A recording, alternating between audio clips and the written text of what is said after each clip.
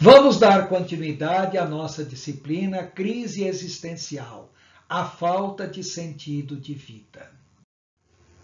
Ainda temos que acrescentar a psicoterapia visando a reestruturação mental e emocional. A reestruturação cognitiva e a reorganização dos seus pensamentos e emoções, tais como seus valores pessoais, analisar a origem, causas e consequências de tais sentimentos conflitantes, procurar saber como se reequilibrar nos aspectos mental, emocional, social e espiritual, desenvolver os passos na busca de solução aos questionamentos existenciais e também procurar escrever seus pensamentos, dilemas ou reflexões durante as crises. Isso pode ser importante para a ressignificação dos fatos na vida desta pessoa. Ainda dentro da psicoterapia, nós temos que lembrar que a pessoa tem que ser induzida a práticas de reflexão. Lembrar que a pessoa nem sempre terá todas as respostas para as suas dúvidas. Então, a pessoa tem que ser conscientizada disso. Mas é importante que entenda que toda crise é passageira, inclusive essa que a pessoa está vivendo. Entender também que todo ser humano passa por isso. Ela não é o único caso no mundo de uma pessoa passando por crise existencial. Lembrar que esta crise pode servir para algo positivo em sua vida. É um momento de reflexão, de análise e possível tomada de decisão.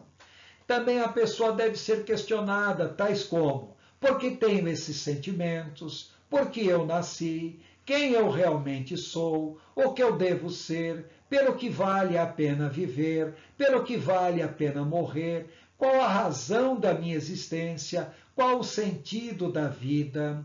Ou seja, o terapeuta tem que levantar essas questões e outras mais ou menos semelhantes e fazer com que a pessoa pense, apresente uma resposta. Lembrar que o terapeuta não pode apresentar a resposta para a pessoa, mas ele tem que direcionar essa pessoa para a reflexão a fim de que ela busque uma resposta que lhe seja própria, ou seja, a resposta subjetiva para a sua crise existencial naquele momento. Ainda dentro da psicoterapia, o terapeuta deve ajudar a pessoa a desenvolver mecanismos de enfrentamento ou coping, em especial a resiliência, que é a capacidade de resistir aos reveses da vida. E ajudar a pessoa a superar sua autossabotagem. Para isso, é importante que a pessoa se conscientize de suas repetições e constantes escolhas disfuncionais, identifique seu mecanismo de autossabotagem, ou seja, procrastinação, indecisão e dificuldade de tomar iniciativa, crenças limitantes como a culpa, por exemplo, medo do sucesso ou fracasso, perfeccionismo exagerado, etc. Também deve eliminar a autocrítica negativa, disfuncional ou desadaptativa. E elimine os filtros subjetivos e negativos e os substitua por filtros positivos. Filtros são modos como as pessoas enxergam o mundo. Então, a pessoa pessimista, a pessoa em crise, enxerga tudo de maneira negativa. E ela tem que ser estimulada a desenvolver filtros positivos, como a aceitação de como ela é, buscar algum prazer na sua própria vida, desenvolver o amor, vontade de ajudar e participar de outros ambientes, desenvolver o altruísmo, ou seja, procurar ajudar pessoas que possam estar tão ruim ou pior que ela. Também a pessoa tem que ser conduzida a reconhecer que tem qualidades pessoais e potencialidades, para que sinta a necessidade de mudança, que entenda que a dor é necessária para a recuperação e crie uma estratégia para seus objetivos. E, acima de tudo, tenha paciência, porque as mudanças significativas são demoradas. E quando falamos demoradas, não estamos falando de coisa de dias, mas de meses, talvez até mesmo de anos. E ainda dentro da terapia, o terapeuta deve incentivar a pessoa a desenvolver sua autoestima. Então ela tem que aceitar suas limitações pessoais e se adaptar a elas. Não se apegue às experiências dolorosas ou frustrantes do passado. Lembrar sempre daquela frase de Jean-Paul Sartre: não importa o que fizeram de você, o que importa é o que você faz daquilo que fizeram de você. Ainda quando uma pessoa precisa ser desenvolvida na sua autoestima, ela tem que aprender a nunca se comparar a ninguém e sempre se envolver com pessoas positivas e evitar as pessoas negativas que nada agregam à sua vida. Ainda no tratamento da crise existencial, é muito importante que a pessoa em crise se envolva com pessoas próximas. É muito importante que a pessoa construa relacionamentos sociais fortes e saudáveis. Portanto, durante o processo terapêutico, é muito comum o envolvimento de familiares, parentes, amigos e, mais raramente, até mesmo colegas de serviço. Lembrar que a interação social, o diálogo e o desabafo são importantes para reorganizar os pensamentos e encontrar soluções ou pelo menos ressignificações na sua vida. A pessoa deve conversar com pessoas maduras que já passaram ou estejam passando por uma situação semelhante. Mas é importante, evite conversas pessimistas e derrotistas. Evite frequentar lugares que o deixam triste e o fazem sofrer. Evite pessoas que te aborrecem ou façam se sentir desconfortável.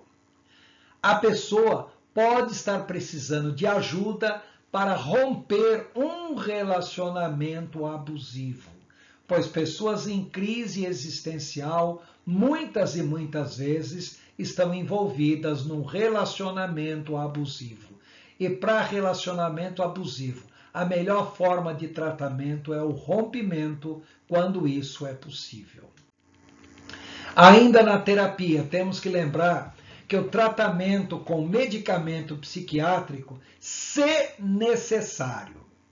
Então, lembrar sempre que o uso de qualquer tipo de medicamento psicoativo só deve ser feito por orientação médica e só deve ser interrompido igualmente com orientação médica. Como há uma crise depressiva subjacente, é comum o uso de antidepressivos, muitas vezes associada ao uso de ansiolíticos, outras vezes ao uso de estabilizadores de humor e até mesmo o uso de antipsicóticos, dependendo da gravidade, da intensidade da crise. Em quinto lugar, a pessoa tem que ser incentivada à busca de valores transcendentais, imateriais, morais, focados no próximo. Então, Viktor Emil Frankl, que passou muito tempo em campo de concentração nazista e viu muita pessoa enfrentando crises as mais diversas, as pessoas que mais tinham condições de resistir aos infortúnios dos campos de concentração, normalmente eram pessoas de crenças e valores que davam sentido à sua vida.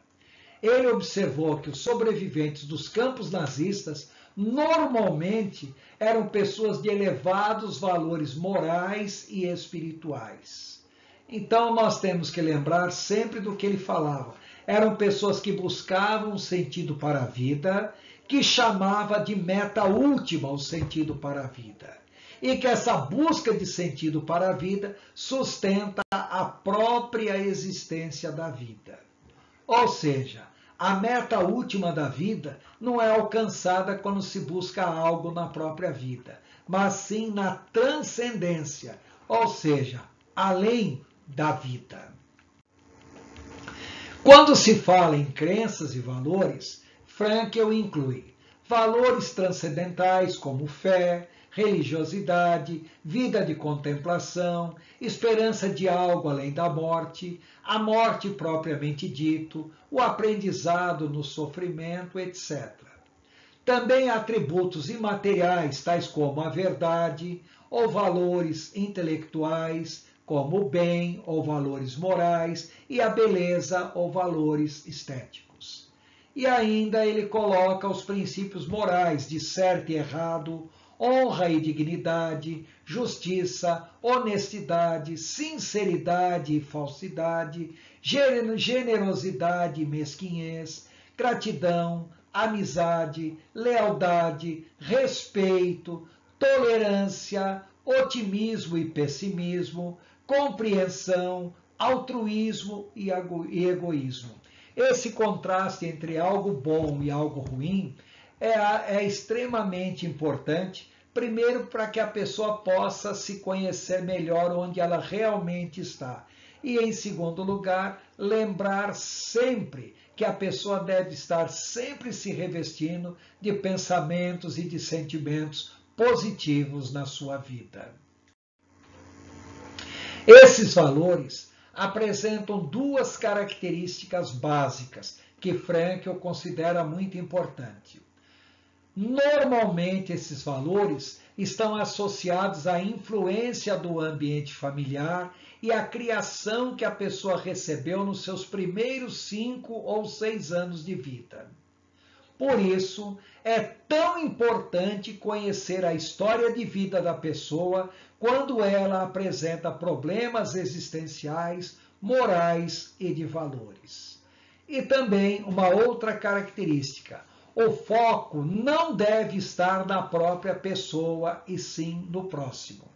Pessoas egoístas e egocêntricas só buscam o próprio benefício e vivem na busca insaciável de coisas e bens que satisfaçam seu vazio existencial. A pessoa não pode incorrer em 2 erros. Primeiro, no erro de nunca buscar nada. E depois, nem tampouco pode viver uma vida de abnegação altruísta e exagerada. Frankl diz: encontrei o significado da minha vida, ajudando os outros a encontrarem o sentido de suas vidas. É curioso que quando Jesus foi questionado qual era o maior mandamento da lei, veja bem o diálogo que ele travou. Mestre, qual é o maior mandamento da lei? Respondeu Jesus: ame o Senhor, o seu Deus, de todo o seu coração, de toda a sua alma e de todo o seu entendimento. Este é o primeiro e maior mandamento. Mas ele acrescentou logo a seguir: e o segundo é semelhante a ele: ame o seu próximo como a si mesmo. E ainda diz: destes 2 mandamentos dependem toda a lei e os profetas. Mateus capítulo 22, verso 36 a 40. Ou seja, na busca de sentido para a sua vida, a pessoa tem sempre que olhar para o próximo. O verdadeiro sentido da vida não pode ser alcançado na busca de coisas materiais, e sim em coisas transcendentais, imateriais e morais, sem egocentrismo, mas com altruísmo sadio. O significado da vida tem tudo a ver com a razão da própria existência, o que com muita frequência é buscado através das religiões, apesar de haver outros caminhos, tais como a amizade verdadeira, a família, a ética social, etc. Quando uma pessoa apresenta problemas existenciais, de baixa autoestima, de relacionamentos, de dificuldades financeiras insolúveis, etc., talvez ela esteja precisando aprender mais sobre crenças e valores transcendentais, imateriais e morais do que métodos para resolver seus problemas manifestos.